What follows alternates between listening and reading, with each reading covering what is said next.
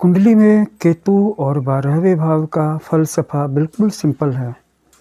अगर अभी तुम्हें दुःख का और लैक का अनुभव हो रहा है, तो भविष्य में तुम्हारे लिए खुशी की गुंजाइश है और भविष्य में तुम्हारे बने रहने की भी संभावना है, क्योंकि 12वां भाव अंत का भी है।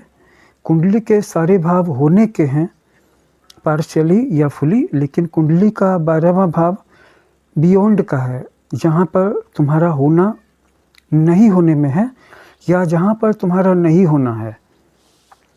और कुंडली के पहले से 11वें भाव तक तुम कुछ कर सकते हो, कुछ कंट्रोल है तुम्हारा, लेकिन कुंडली का जो 12वां भाव है, वहाँ पे तुम्हारी कोई कंट्रोल नहीं है। It is absolutely beyond your control. So अगर आप चाहते हैं कि आपको मुक्ति मिले, क्योंकि अगर कहीं से भी आपकी कुंडली में आपका केतु आपके सूर्य के साथ, चंद्रमा के साथ, लग्नेश के साथ, इनकी राशियों के साथ, इनके भावों के साथ या खुद इनके साथ दृष्टि से, युति से, नवांश से कनेक्टेड हो गया या इनके नक्षत्रों में पड़ गया या ये इनके नक्षत्र में पड़ गए, केतु के नक्षत्र में और द्वादशाधिपति के नक्षत्र में, तो आपको ये मुक्ति की ओर खींच ही लेंगे और आपके लिए आपके भौतिक जीवन में एक एक कदम आगे बढ़ना बहुत मुश्किल हो जाएगा।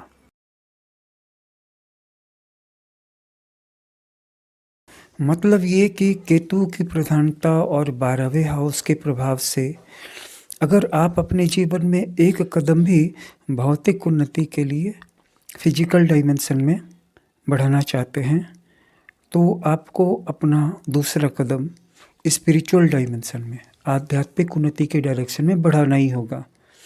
यहाँ पर आपका लैक ही बाद में फुलफिलमेंट बनता है, नहीं तो प्राप्त करने का और कोई उपाय नहीं है। ज़्यादातर लोग जीवन में सफरिंग से होकर के गुजरते हैं, ज़्यादातर नहीं, सारे के सारे लोग गुजरते हैं। और ये जो मिजरी है, ये जो सफरिंग है, यही केतु चाहता है। और 12वां भाव आपके जीवन में इस सिचुएशन को घसीट करके लाता है, आपको ड्रैग करके, पुल करके वहाँ पे ले जाता है। किसी न किसी चीज़ की कमी तो आपके जीवन में आ ही जाएगी।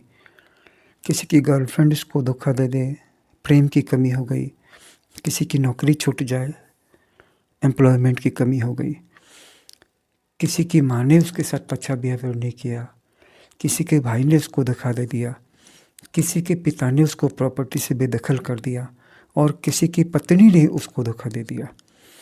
तो ये जो क्राइसिस आ गई, ये तो मैंने 4-5 एग्जाम्पल्स दिए, लेकिन ऐसे 4-5 लाख एग्जाम्पल्स आपके जीवन में मौजूद हो सकते हैं या हम सबके जीवन में। अगर आपके जीवन में आज एक लैक की अनुभूति नहीं है, अगर आप आज फुलफिल्ड अनुभव करते हैं, तो केतु और 12वां भाव लगे हुए हैं आपके जीवन में एक होल लाने के लिए, एक क्राइसिस लाने के लिए, एक सैडनेस लाने के लिए। वो लगे हुए हैं, उनका काम ही वही है। वो एक ब्लैक होल की तरह काम कर रहे हैं और आपके लिए समझदारी इसी में है कि आप इस फेक फीलिंग को ना ओढ़ें। आप एक जो रियल सैडनेस है, क्योंकि जीवन में समस्याएं आपके भी हैं, मेरी भी हैं, हम सबके हैं, बस उनका प्रत्येक क्षण अनुभव करते रहें। हम लोग क्या कर रहे हैं ना कि मीडिया के द्वारा, मूवीज़ के द्वारा, म्यूजिक के द्वारा, कॉमेडी के द्वारा, न्यूज़ के द्वारा, पॉलिटिक्स के द्वारा या प्रेम के द्वारा इन समस्याओं को बस भूल रहे हैं। ये तो कोई सही समाधान नहीं हुआ, ये तो कोई औचित्य नहीं हुआ, हमारी बुद्धि का फिर उपयोग क्या रहा। तो जो सुपर से भी सुपर इंटेलिजेंट व्यक्ति होते हैं ना, वो इन समस्याओं को नज़र से ओझल नहीं होने देते हैं। आपको बस यही करना है कि इन समस्याओं को अपने दिल और दिमाग में बना करके रखिए और आप देखेंगे अगर आपके अंदर में थोड़ी उदासी आ गई है,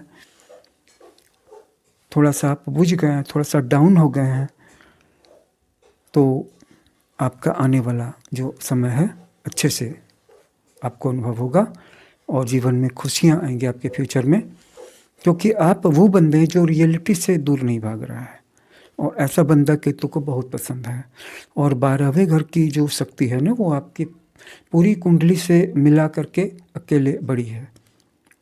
तो आपका 12वां घर जो है ना आपके कंट्रोल के बाहर भी है, आपकी एग्जिस्टेंस से, आपकी यूनिवर्स से बाहर की चीज़ है। यहाँ पे आपका होना था, यानी कि पहले से 11वें घर तक, और अब आपकी कुंडली के 12वें घर में आपका नहीं होना है, यानी जहाँ पर आप नहीं हैं और जहाँ पर आपका कोई कंट्रोल नहीं है। तो अब ये 12वां भाव आपके फेवर में काम करेगा। आपके जीवन में जो भी क्राइसिस है उससे मुंह न मोड़े, उससे भागने में आपका फ़ायदा नहीं है। उसको फेस करें, उसका सामना करें।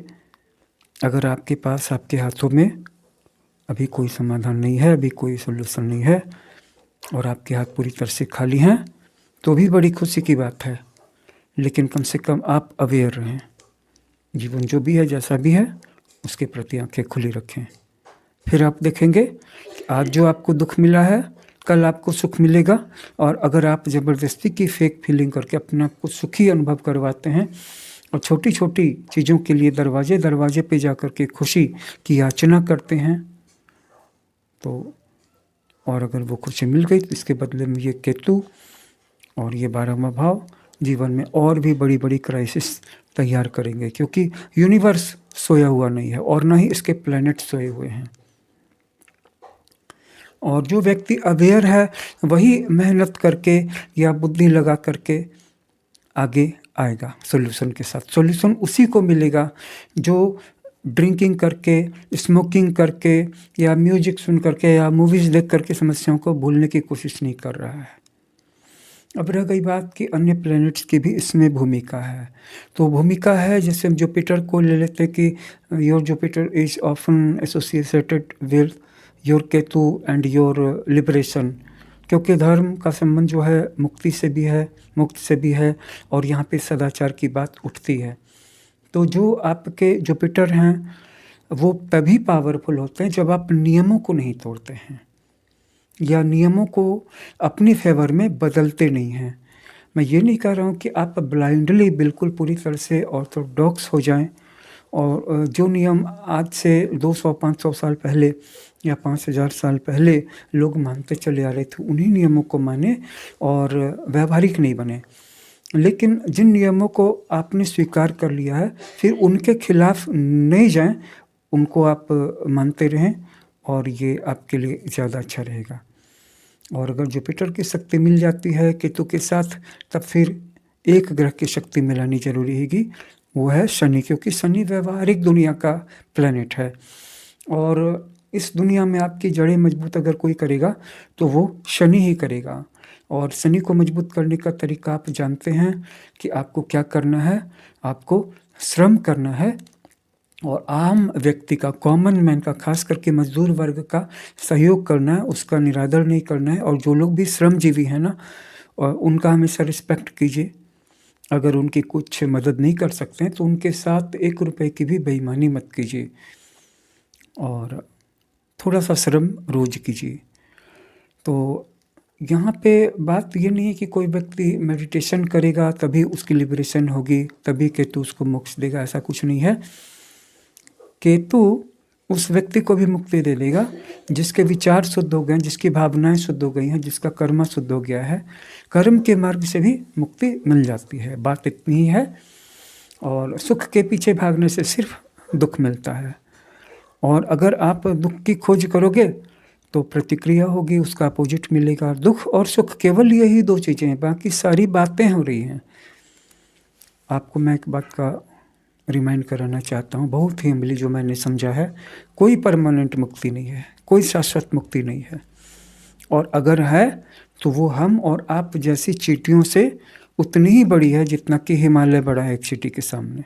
हम सब चींटियाँ हैं, इस बात को याद रखिए। हम सब बुद्ध और महावीर नहीं बन गए हैं, हम सब पतंजलि नहीं बन गए, हम सब कणाद नहीं बन गए हैं। हम सब एक चींटियाँ हैं, एक साधारण मनुष्य हैं, इच्छाओं से भरे हुए। यहाँ पर एक बार में आपको या तो सुख का अनुभव होगा या दुख का। और अगर आप ये चाहते हैं कि आपका फ्यूचर सिक्योर हो जाए, आपके फ्यूचर में सुख आ जाए, तो यहाँ पे अभी आपको अपने जीवन में जो दुख है उससे भागना नहीं है, उसकी पूरी अनुभूति कर लेनी है, उससे पूरा भीग जाना है। अब यहाँ पर अभी इस वक्त आपके जीवन में दुख है और आप सुख का अनुभव कर रहे हैं, तो ये तो आत्मघाती कदम है। इसमें और सुसाइड करने में क्या अंतर है? अपने भविष्य में अंधकार फैला के वर्तमान में उजाला फैलाने में, रोशनी करने का क्या मतलब है? ये तो एक तरह की सुसाइड हो गई। इससे अच्छा है कि मैं अपनी प्रॉब्लम्स में अपना दिमाग खपाऊंगा, मैं अपने जीवन की समस्याओं को समझूंगा और तब इनसे मुझे मुक्ति मिलेगी। और अगर आज की समस्याओं से मुझे मुक्ति मिल गई तो यही मेरे लिए कल के मुक्ति का आधार बनेगा, सबब बनेगा।